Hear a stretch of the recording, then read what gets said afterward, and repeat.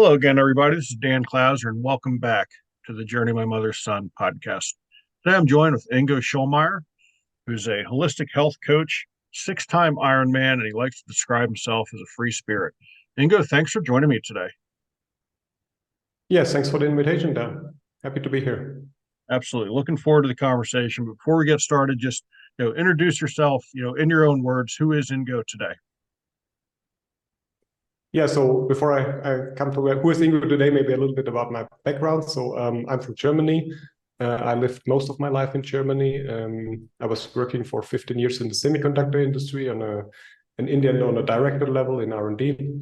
And had a life that most of the people today would consider a successful life, right? I was successful in my job. I was successful in my private life, in my sports career. But somehow it didn't really fulfill me. And then so over the last years, I looked more and more and more spiritual ways, or also like self-improvement ways, how to become better. And I think I was always good in like achieve or setting goals and achieving my goals. But I think for a long time, my goals probably were not so much aligned with my values, right? With my inner values. Maybe I had also some goals that were like kind of coming from external, like from media, from parents, or from friends. And so anyway, so 1.5 years ago, me and my family made a big step. So we decided to leave everything behind us. I quit my job, we sold our house, and we moved to Mexico. And in the beginning, we said, okay, let's do an adventure here and have a long vacation. So we went to Mexico, we bought a car here, we traveled around here. Now, meanwhile, we like it so much here that we're planning to stay. So we settled down here in Mexico. The kids are going to school here. And meanwhile, I started building up my coaching business because I also want to, with what happened to me, with what I experienced in my life, I think other people have many people have similar problems. So my goal is to help also other people to do maybe not the same. I mean, I'm not saying everybody should move now to the other end of the world, right? But to find maybe get closer to their inner values and to their beliefs. Yeah, I love that. And what you did, very similar, to what my wife and I are doing, where we sold our house and all our stuff and are now traveling full time in an RV. And I think the key point that you made there at the end is like, you know, like you said, maybe not sell everything and move across the world to a different country and, have your kids learn a new language and all that sort of stuff, or sell all your stuff and travel around in an RV, but find whatever that might be, where you can find, that deeper inner peace, that deeper, spiritual understanding, so to speak. And the understanding that it's not the same for all of us. For you, it was, uprooting your family, traveling in an SUV with a family, kind of the nomadic lifestyle like I'm living for 8 months, and then, finally finding that spot to settle down. For me, it's just, living on the road and moving around, finding beauty in different places and meeting different people. And I think that's one of the things that as a society we struggle with, that there's not this cookie cutter approach to everything. Like we're all individuals and we all have to find our own space, so to speak. So, you know, tell me, why, from your perspective, it's so important for each of us to find our own space, not our own sense of inner peace in our own way. Yeah, I think that's a very good question, and I think you're absolutely right. Usually, our own truths and our own paths that we need to go, we can find only in ourselves. But that's actually not what most of the people are seeking, right? So most of the people today, they're looking for life hacks or quick fixes that they can find on the internet. And they want to have tangible results within 3 months or 6 months. They want to see results. But usually it's not working like that, right? Because usually we cannot just copy the life of somebody else. I mean, we can try that, and I think for a limited period of time, let's say, for example, you want to lose 10 pounds in 3 months. I think that can work, but it will not change your lifestyle, and therefore it will not work as a constant lifestyle change. So, and that was one of the key points for me as a coach, that I said, okay, I don't want to offer this walkthroughs or this life hacks, and I cannot provide I actually cannot provide an answer to my clients, right? So my idea is rather to help them to find their own answer, because they can give their only for themselves the right answer. And the job as a coach is to help them by asking the right questions to find their truth that is within them. Yeah, I love that. And I love that approach because, again, society really does try to drive it, into our brains that there is one way to do this and one way to be happy. And like you said, by society standards, you should have been very happy in your old career. Yes. Yet there is still something missing. So I love the fact that you take that approach that, we are all individuals. We got to find, our own path. And you know, you're there to help them find their path, but yet not, you know, gently guide them, not force them down a path that may not be theirs. They got to find the one that is right for them. So I love that approach for sure. Um, it's one thing for you to, find your own peace and happiness and making a shift, from leaving the corporate world and, relocating and, finding your true happiness. But what was it that made you want to then get into coaching and help others find their path to happiness as well? Yeah, that was also a process that I did. So when I quit my job, I thought, okay, I have plenty of opportunities, right? So I didn't really think about it, but I said, okay, I have opportunities. And then when we were traveling, I took off for a while, and then I started to think what I can do. And I could do some engineering consulting or even some programming or something like that, but I didn't really feel like that. And my passion has always been like the health sector and the fitness sector, and also the self-improvement sector. Like since I'm a teenager, since I'm in my 20s, I'm working constantly on trying to get better, trying to get as well as in sports, but also in health. Like we take a lot of care in our family about our health, eating healthy, trying to avoid medicines, and living a naturally healthy life. And that was also very important in the education or in growing up our kids, that we provide them the best basis for having a healthy life. And then I really fall in love with this coaching, because I did this also before already in sports, but I thought that's really something I really love to do, and I'm really interested in it, and I'm really passionate about it. And that's why I thought, okay, that's the right thing. And then what's also good is that I can help people with that, right? I can directly help people through conversations, through helping them finding the right way. And that is very inspiring for me. Yeah, I love it. I love it. So I'm going to shift gears just a little bit. You did talk about fitness, and I mentioned it briefly in my introduction, but you are a six-time Ironman, which I've got a very good friend of mine who does Ironmans, and it's something that, kudos to anybody who does it. And for the listeners who aren't familiar with what that is, it's a combination of biking, running, and swimming. And correct me if I'm wrong. The full Ironman is a mile swim, running a marathon. And what's the distance in cycling in the full? No, it's 2.6 miles swimming. Swimming. Sorry, Okay. I need to calculate. I mean, in kilometers, so it's 3.8 kilometers. So I think it's something like 2.4 miles, 2.6 miles. And the bike is 112 miles, 180 kilometers. And then you have 26 miles, so 42 kilometers a marathon at the end. Yes. Yeah. So really, I mean, just an incredible test of, not just the physical human body, but the human spirit and mind as well, to be able to do that.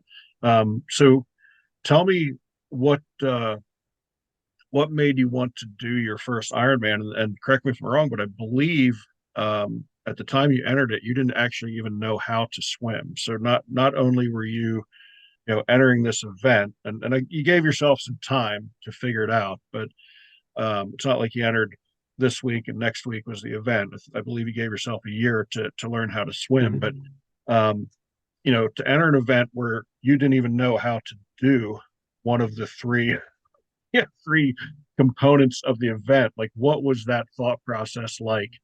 And what made you determine, hey, I'm going to learn how to swim, and Yeah. my first time, really in the water is going to be almost a 3 mile swim. Mm. Well, I think that's a very interesting story, and I think it's also a good example for how to do goal setting, right, and how to achieve your goals, and how goals also shift over the years. That means we're not having static goals, but we're having dynamic goals. And I started actually, so I mean, I was always in endurance sport. I like running and cycling. I always liked. So when I was 18, 20 years old, I started a lot of running. And we lived in the Black Forest, so I was running a lot of mountains up and down.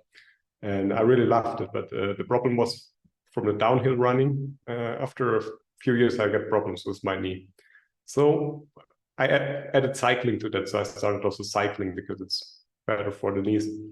And so I did a lot of cycling, also marathons in the Alps and stuff like that with bicycle. And yeah, then in 2007, I thought, okay, maybe I could do a triathlon, because it's like it's like the king discipline of all the endurance sports, right? It's like the heaven for all endurance sports. And my dream always have been also to go, not only to compete in the Ironman, but also to go to the World Championship of Ironman is in Hawaii. That's where they founded the competition. And that's once a year, is always the World Championship there. And I mean, there are a lot of other Ironman competitions all over the world, in Europe, in the US, and in Asia. But if you want to go to Hawaii, you need to qualify for the event. So, and yeah, as you absolutely said correctly, so I think it was in 2007, in October, I finished my bike season, and then I said, okay, next year I want to do an Ironman. And then I couldn't swim, but I had 1 year time from October 2006 to October 2007, basically, because I signed up for an event that was 1 year later. And then I went over in the winter in Germany. I went like 4 or 5 times a week to the swimming pool, and I learned swimming, which was, yeah, and it works. And I think, I mean, in Ironman, swimming usually is the shortest discipline. So usually it's take you an hour and a half if you're slow. So it's I thought it's doable. I said I just swim, and then I go on the bike, and I get there I can show my strength. But it's actually very different if you swim. I mean, my first triathlon competitions were just a disaster, because if you learn swimming in the pool, and you're basically alone on the lane, you're doing up and down, it's getting boring. But it's also very easy, right? You're just alone. But then if you go Ironman competitions or in a triathlon competition, it's actually not like swimming in the pool. It's more like wrestling, because you have like a few hundred participants that are all trying to reach the same point, and it's a few hundred meters out in the open sea or in the open lake. And yeah, if you're getting slower, they're coming from the back and swimming over you. So I really felt like drowning in the first 2 or 3 competitions. So it's but anyway, I made it, and then I did it, and I did a few more, and I became better. And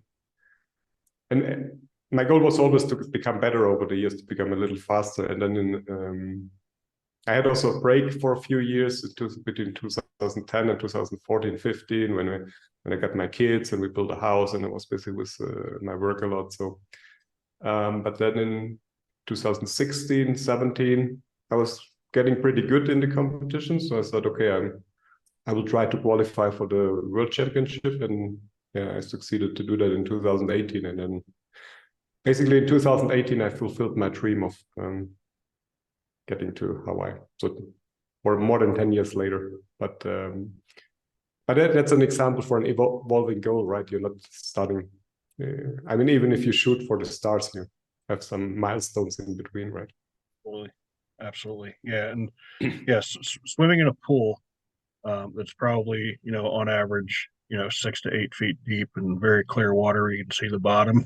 Yes. And swimming in a bay or a lake or the ocean is completely different scenario. And, Mm. and again, you're by yourself, and then all of a sudden you're with hundreds of other competitors who are trying to beat you to the same spot.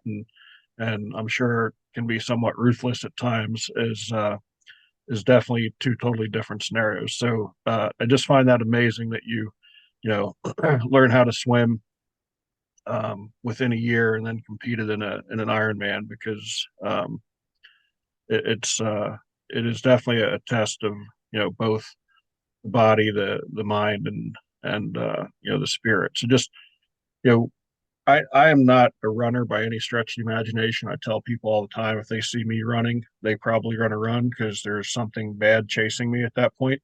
But I love hiking. I love getting out the woods and hiking. And Mm. I do an event. I'm actually wearing the shirt right now called Mammoth March, which is a 20-mile hiking event. And you know that there, you're testing your body, and there's kind of this constant battle between your physical limits, but also the mental battle that's going on. So tell me a little bit about the the mental battle that takes place during that Ironman event. Because I'm sure there's times where you're like, all right, I got to quit, but you end up taking that one more step or that one more stroke or one more pedal, and you keep going till you finish the event. Yes, that's correct. Yes. Um, and I think you're absolutely right. The main challenge you have is not the body, right? It's in the mind. It's because your body is capable of doing much more than you can imagine. So it's just usually the limits are in your head somewhere. And for an Ironman, for example, I think the event for me, it was never too bad, but Ironman is really like a long-term commitment, right? Because it's a long preparation, and it's all the months before the actual competition. Like you have at least 6 to 9 months real preparation, like focused preparation. I mean, you also do exercising before, but this is really the focused preparation. And yeah, there you need to have a lot of ups and downs. Of course, not every week is the same.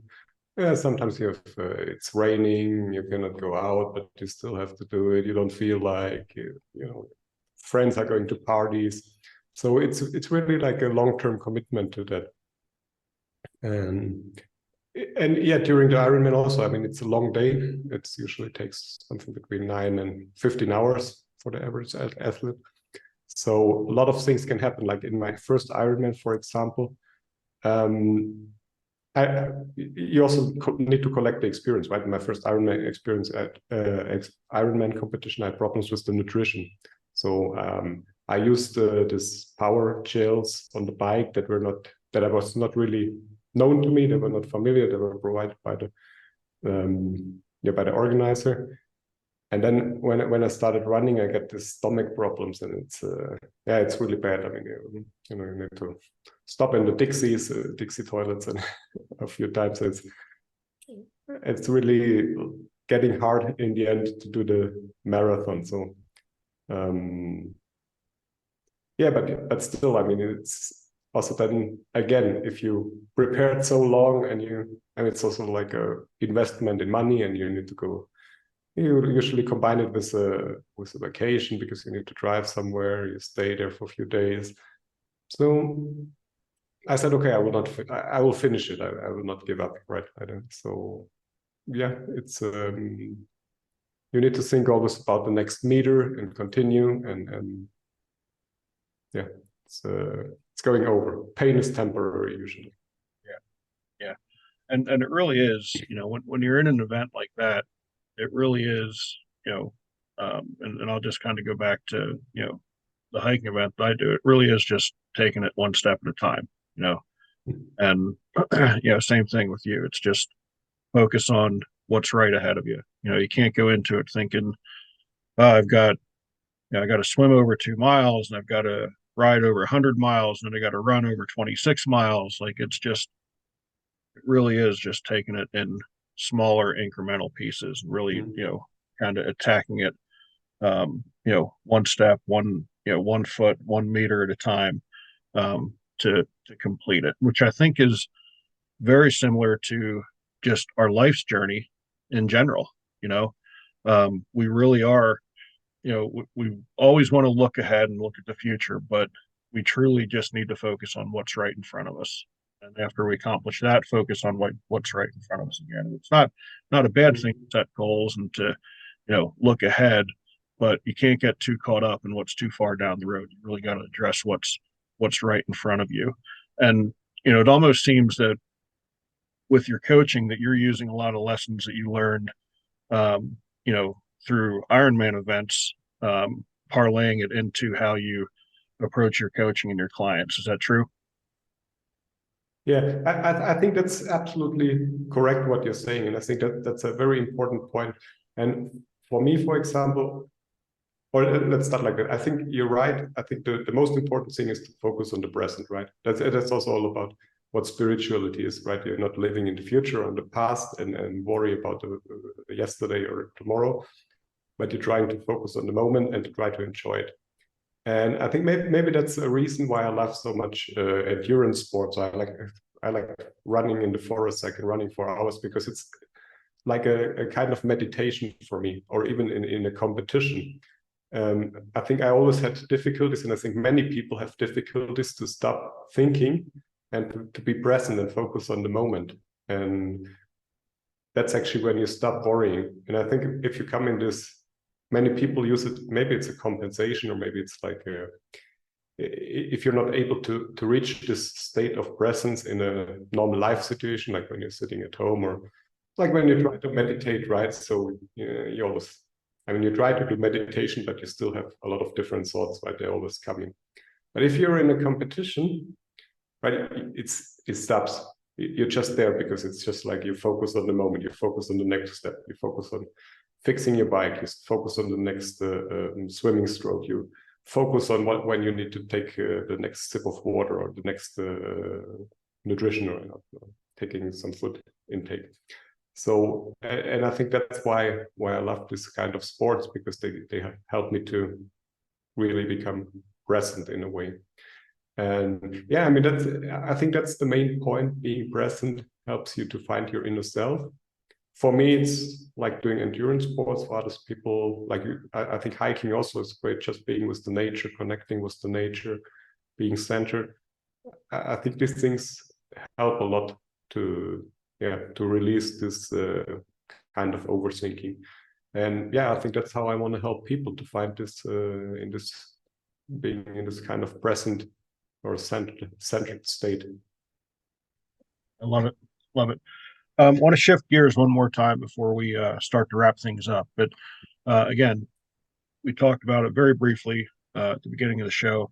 But one of the things that you did is you traveled for 8 months, with your family in an SUV, kind of bouncing around from Airbnb to Airbnb, and again living that nomadic lifestyle that I absolutely love.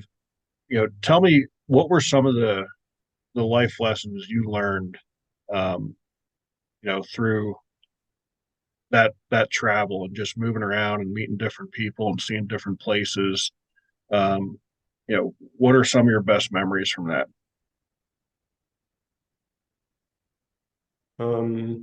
Yeah, I think there were a lot of good memories, and I think the greatest thing is being here and learning the local cultures, and learning from them and seeing them. I think that's one thing I love in the Mexicans. They really enjoy the life more than, or I wouldn't say enjoy the life more, but they're really like, let's say, more present, as we talked about before. They're not worried so much. They're having parties and they're outside all day and there's people. That's something that I missed in living in Europe and in Israel, for example. So and here you see the difference, how people, I mean, they're not rich, right? Most of them are not rich, but they're more happy. They seem more happy. In in the Western world, everybody's stressed, and but you have the job, and then you have to pick up the kids, and then you have to go shopping, and it's just a running around, and it looks like people are just stressing from one event to the other. And I think here the traveling, it was amazing also for the kids, because I think in this 8 months, my kids learned probably more from the people on the street than like in 2 years in the school, because they really learned from life directly. And that's what matters. So I don't regret it for 1 second that the way my kids, I don't think my kids are not or are worse prepared now for life because they didn't go to school for a year. So really not. I think they have a great basis now for achieving anything they want. And I think that's, yeah. Yeah, I think I didn't talk about a particular event now, but I think in general we have many no, and positive I events. understand that because people ask us all the time, like, what's the favorite place you've ever been to? What's your and you can't name it. Like, there's just so many when you do something like that. We've been doing this now a little over 3 years, and people ask us all the time, like, where's the favorite spot you've been to? And I can't name them. And even if I try to come up with a list of like five, as soon as I name number five, then I'm like, well, wait, this should be in there too. This should be in there too. And the list just kind of keeps growing, which is what I think is the beauty of that. But I love what you said about your kids. It's, what you learn from experiences is so much more valuable than anything you could ever learn in the textbook. So I think they're probably so much, more whole as human beings today with those experiences and what they would be without them. So, kudos to you as parents to recognize that and understand how valuable those 8 months were compared to anything else you could have ever done to them. Because again, meeting people, experiencing those different cultures, um, you just can't, you can't put a dollar value on that. And then the other thing I want to point out that you said is about, when you talk about the Mexican people and how they're they're happy and they're not caught up in, even though they may not have a lot of money, they still love life and enjoy life. And I think that, again, another one of Western society's truly lies to people is that money and wealth will bring happiness, because it doesn't. True happiness, true wealth is found within. So I love that. We're just about ready to wrap up. But is there anything that we missed that you think would be valuable to the listeners before we wrap things up here? No, I think that's great. It was a great conversation. I just want to add to that. Yeah, I fully agree with the money. I mean, I think chasing money or having money doesn't make you happy. And even if you reach $1 million in 1 year or something like that, then you need the next goal. Then 1 year later, you need 2 million, because and then it becomes a constant chasing of goals. And I think it's more important to look for true happiness, and the money will come then and as a side effect. If you do, I believe if you do what you're passionate about, then you're becoming good at it, and then you're able to help people. And when you're able to help people, the money will come. It doesn't matter how much it is, as long as you have you're inside yourself happy. So I think that's the most important.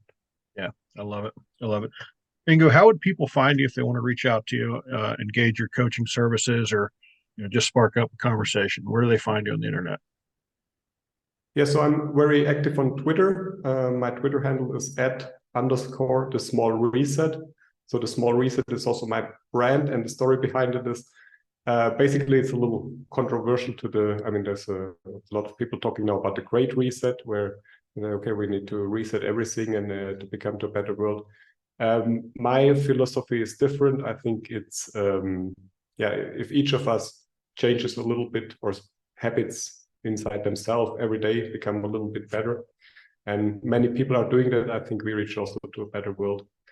And I think this approach is much more doable for the individual. So that's a little bit the philosophy behind my brand. So the Twitter handle is @_the small reset. There's also in my Twitter bio a link to set up free coaching sessions for half an hour. and a link to sign up to my newsletter. So I write also a weekly newsletter where I talk about things as we discussed today, like having a better mindset, finding internal values, or health in general. Yeah, love it. Love it.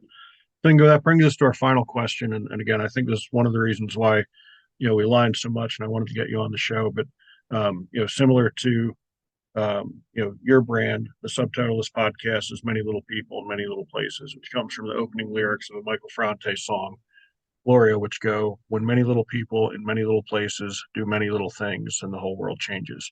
So, what's one of the little things that Ingo does on a daily basis to make the world a little bit better place? Yeah, so in general, I try to be open to other people and I try to help people. And it can be something very small, like helping somebody on the street, or sometimes just like a smile towards people, or a good attitude, even if somebody is angry. And if you not react on this angerness, or like responding with a smile rather than getting also angry, I think that then you helped already one person. I think being open to, I try to be open to the other people, to my surrounding, being conscious about what's happening and see where I can contribute to that, make others' life better. Love it. Love that answer. For folks out there listening, be sure to check out my other podcasts and blogs at journeymymotherson.com. While you're there, pick up a copy of one of my books. And Ingo, again, I really appreciate you taking the time. It's a great conversation. I wish you nothing but the best moving forward. And again, just thanks again for being on the show. Thank you very much, Dan. I enjoyed the conversation. Have a great day. Yeah, you too.